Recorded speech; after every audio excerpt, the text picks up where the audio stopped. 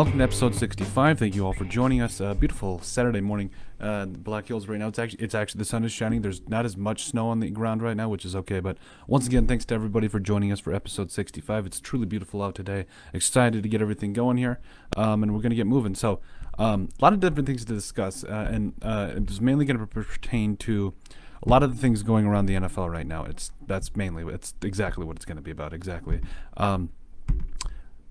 I think this is going to be a fun episode because this is more of a player type episode where I look at a lot of different players. I'm a nerd in every sense of the word. I'm an NFL nerd. I look at all these different players, what they do for their specific teams, what they bring in terms of schematically, and everything. So I'm extremely excited for this episode because I think it's going to show you guys a little bit more of what I do on the side. Because I think it's really important to look at players and see what they bring. So a lot of different things to talk about today, and it's going to conclude things like why Jalen Reagor could be the next Desean Jackson, why Chase Winovich, I wanted to call him Ninkovich, I think Ninkovich, I can't remember what that was, but anyway, Chase Winovich is for real. I have to choose between A.J. Brown and K.Metcalf, and who will have the better career between Kyler Murray or Joe Burrow.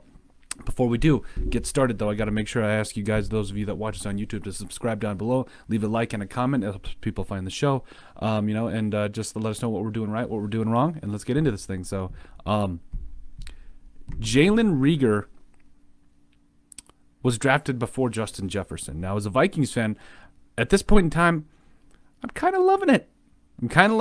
Just based on what I've seen so far. But then I took a deeper dive and looked at things. I compared the quarterback situation. Clearly, Kirk Cousins, I would take Kirk Cousins over Carson Wentz right now. I would take the Vikings offensive line over the Eagles offensive line, which is saying something. But I would take the Eagles defense over the Vikings defense. It's what it is. I would especially take the Vikings weapons over the Eagles weapons as well. So all of that adds up to this. Justin Jefferson has had a better opportunity to shine with better quarterback play, better offensive line play, better weapons yes, they probably could get better targets. But I would still venture to say that Jalen Reagor is on the cusp of doing something big if he gets the right quarterback situation moving. Now, Jalen Hurts went out and got his first win against the Saints. I was ecstatic. I think this kid, I think we were wrong. I think I made a video about why it could be a disaster, like a complete disaster. And I was wrong. I thought going up against one of the best defenses in the NFL could potentially be a train wreck. I was wrong. Like many people, I was wrong in thinking that Jalen Hurts couldn't handle it because he showed us a little something that night. But in terms of quarterback play, I don't think we can debate anything about Kirk Cousins or Drew Brees, or excuse me, Kirk Cousins. I'm thinking about the Saints. I'm sorry, Drew Brees. Or or Carson Wentz. But Jalen Hurts, I think, gives Jalen Reagor a chance to. Wow, I just realized they're both named Jalen. That's crazy. I think Jalen Hurts gives Jalen Reagor a great opportunity to be something special here. If you just look at the last two games where Jalen Hurts and Jalen Reagor were on the field a lot together. Against the Packers, Reagor had a catch for 34 yards and a carry for 11 yards. Now, clearly a big play guy. And I got to start by saying that Desean Jackson clearly was a very special player, especially since he first came out in the NFL and ran a 4.35 at the Combine. Jalen Reagor ran a 4.47. Yeah, you can be nitpicky if you want to, but I see a lot of similarities. Both big play guys. Reagor against the Saints had 2 catches for 46 yards, had a 39-yard catch as well as a 19-yard carry.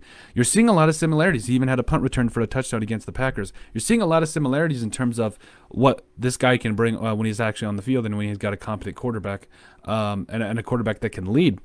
I think Jalen Hurts is that guy. I'm going to give you a little bit of a background of Jalen Hurts and Jalen Reagor in college. I got to remember that. I'm sorry. Jalen Reagor in college.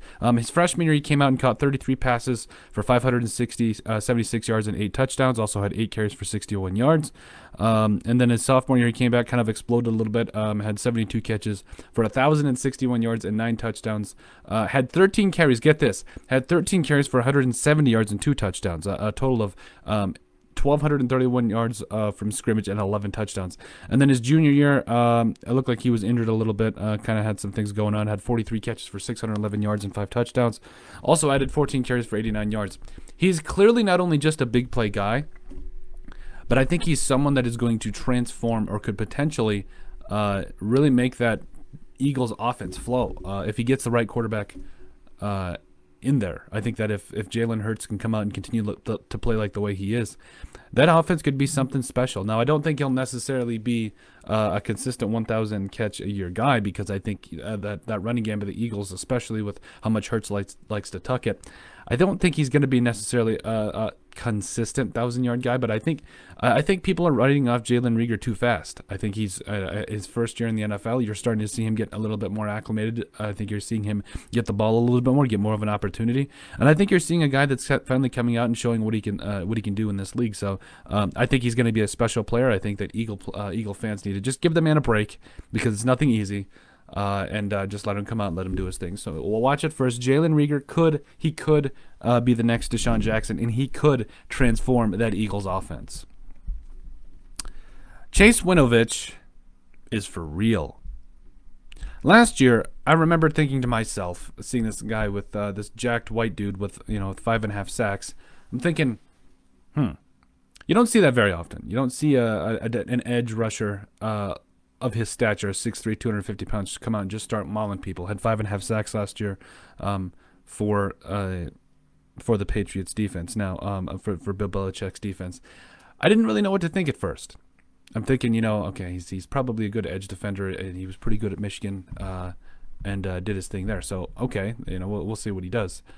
But I've got to tell you, just from what I've seen as an all-around football player and what he's already doing for the Patriots, the man is for real.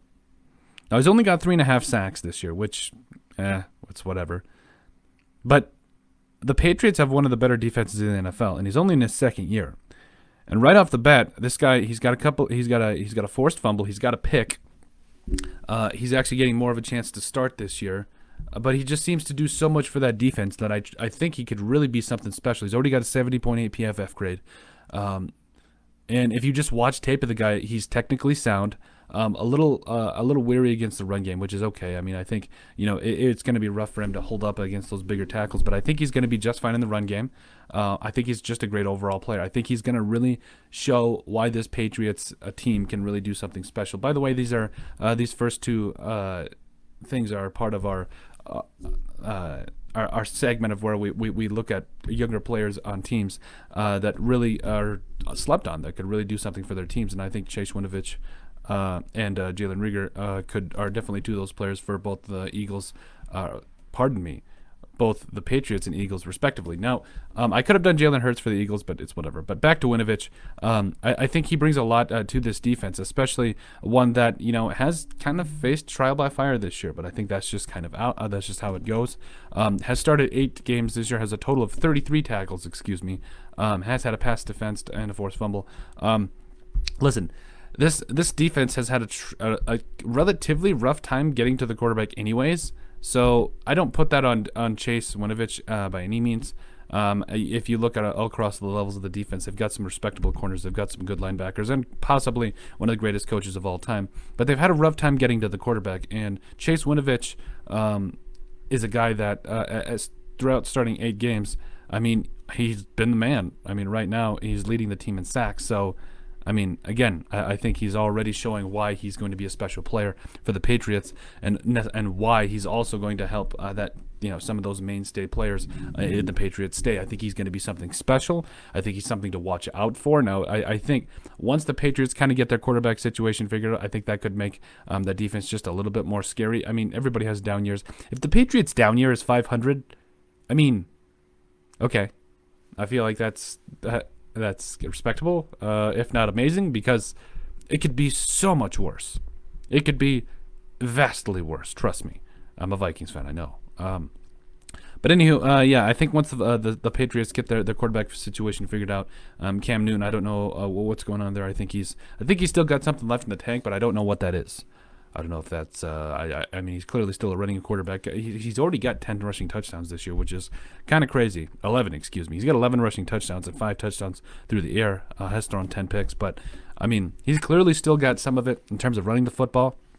But I'm not sure necessarily if he can still bring it as a passer, just at the least the level he was as an MVP candidate. I just don't know. So once the Patriots find out what they're going to do at the quarterback position, I think this could be a scary team. I think it'd be a team that just comes out and just starts to annihilate people. But anywho, I think there's a lot of things that you could be excited about, especially if you're a Patriots fans in terms of this defense. Chase Winovich is going to be a great player. I think he's going to come out and do some great things for you guys. Keep the faith. I know it's been a little rough, but Chase Winovich is for real.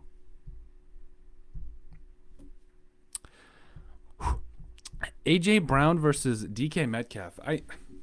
I was under the impression that D.K. Metcalf was far and above just about everybody we'd ever talked about or even thought about, because not just because of his physical stature, but what this man has been doing throughout his time in the NFL. He's been bodying people. He's more than willing to go out and block, and he just brings a whole new attitude to that Seahawks team. Last year, he had 58 catches for 900 yards and 7 touchdowns. This year, fast forward, 13 games, through 13 games, has nearly 1,200 receiving yards for 10 touchdowns, averaging 17.1 yards per catch. The way he's playing right now is in the conversation for some of the best wide receiver, or at least one of the best wide receivers, if not the best wide receiver in the NFL. He's in that conversation. I hope you guys realize that. I know this Devontae Adams stuff. I know Nuke Hopkins. I love Nuke Hopkins. But he's at least in the conversation now. In only his second year in the NFL. That's something special. And I think we made a video earlier about him being possibly the next Megatron, which, I mean, I guess. But at the same time, he's going to be himself. And last year, I think you saw a guy that was kind of still feeling his way out, just kind of seeing what he was going to do. This year, he clearly knows what he's doing. He clearly knows what he's going to bring to this team, and he continues to bring it each and every week. And I think he's just a man. But on the flip side of that, you got a guy like A.J. Brown. Now, A.J. Brown's also a second-year player.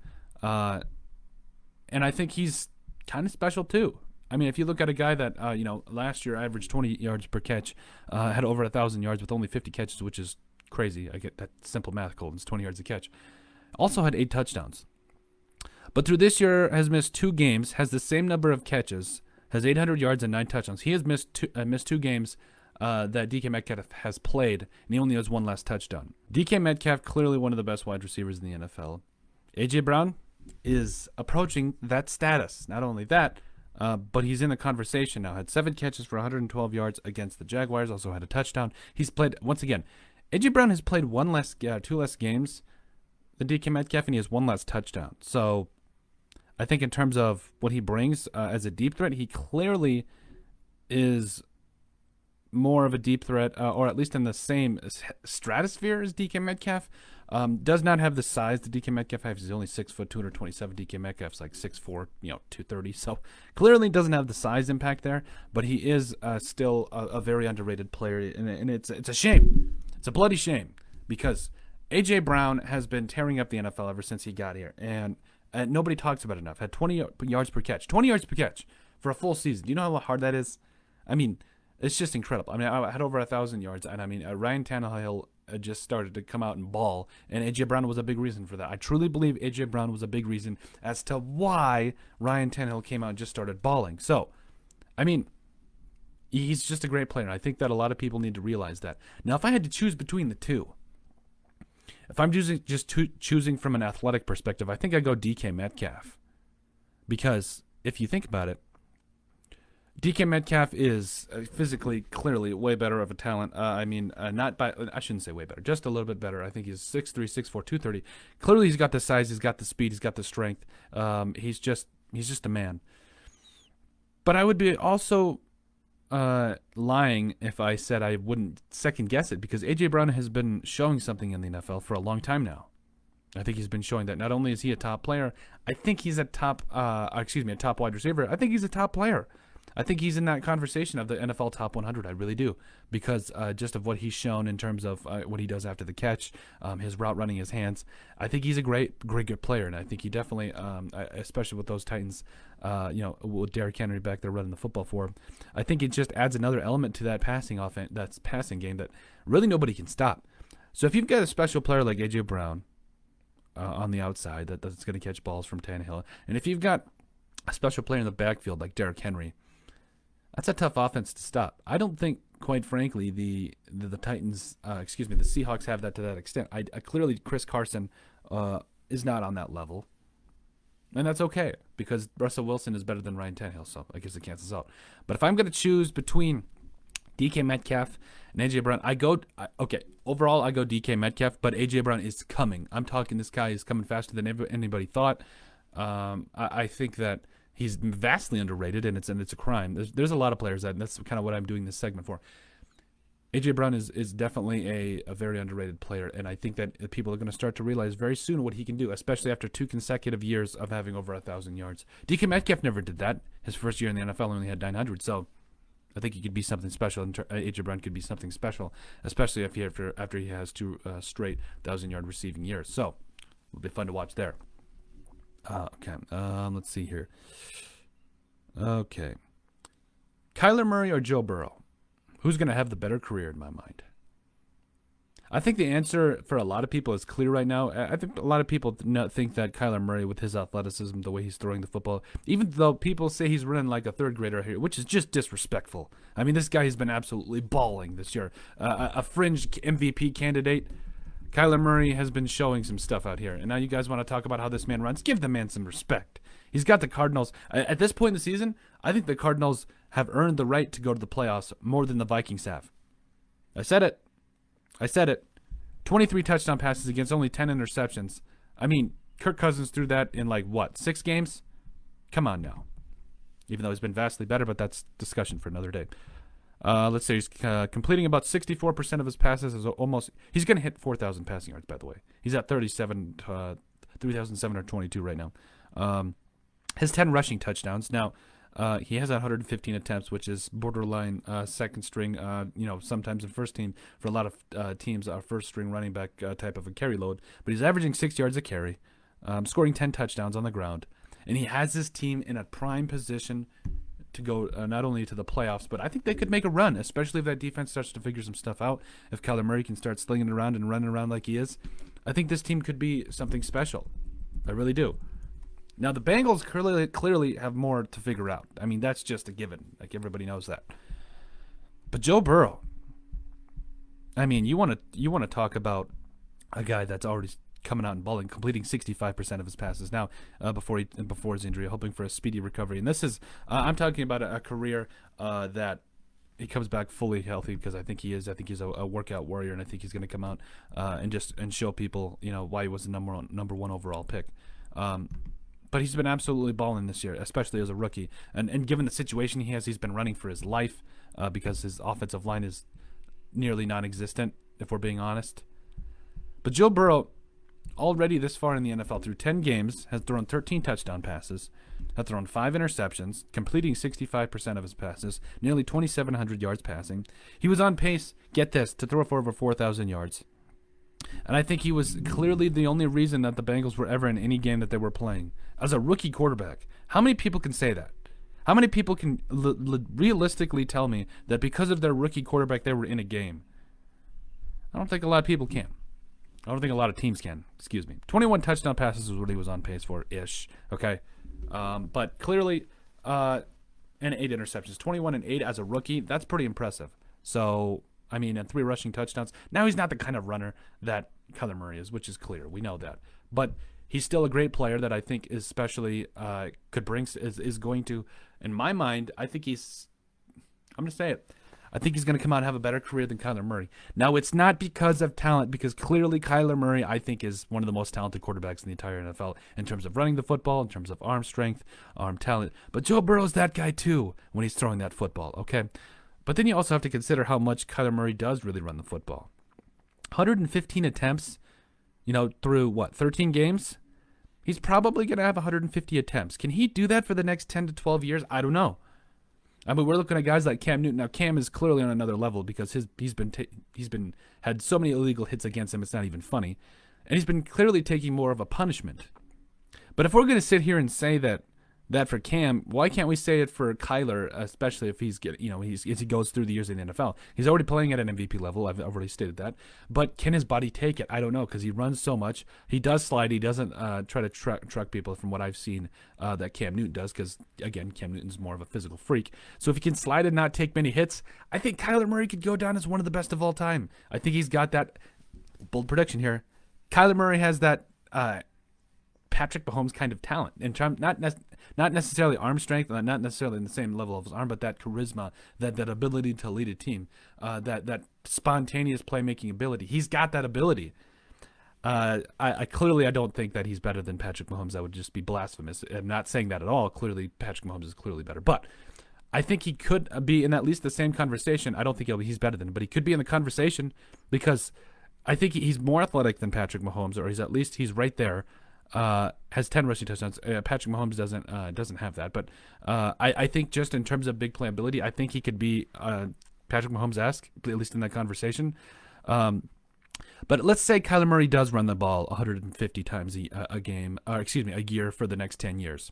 That's 1,500 carries. That's a lot. Some NFL running backs don't even do that. Adrian Peterson is over 3,000 career carries. He's amazing, but still, some of the top running backs, just don't get to 1,500 carries. Very rarely. I mean, just in the NFL, you think about it. Guys like Chester Taylor, I doubt, made it. I mean, there's just a lot of guys that NFL running backs that just didn't have that kind of a workload put on them. So if Kyler Murray's going to have at least 1,500 carries on him, at least average that-ish, I would say he probably has 1,500 to 2,000 in his career. Can his body take that? Personally, I don't know.